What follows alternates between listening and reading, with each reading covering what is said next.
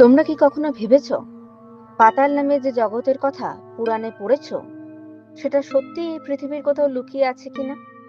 ভারতের মধ্যপ্রদেশের এক গহীন জঙ্গলে রয়েছে একটি জায়গা যেখানে পৌঁছানো মানে যেন পাতালের দরজা পেরোনো। এই জায়গার নাম পাতালকোট। এমন একটি উপত্যকা যা হাজার হাজার বছর ধরে রক্ষা করে চলেছে তার রহস্য, তার ইতিহাস আর তার নীরবতা। মধ্যপ্রদেশের ছিন্দওয়াড়া জেলায় অবস্থিত এই পাতালকোট প্রায় ৩,০০০ ফুট গভীর একটি উপত্যকা, ঘন জঙ্গলে ঘেরা, চারপাশে পাহাড়, ভিতরে জনমানবহীন পরিবেশ। প্রায় ৭৯ বর্গ কিমি জায়গা জুড়ে রয়েছে এই এলাকা। নামটা এসেছে পাতাল শব্দ থেকে, কারণ এখানে একবার ঢুকলে মনে হয় নিচের দিকে একেবারে পৃথিবীর গভীরে চলে এসেছি।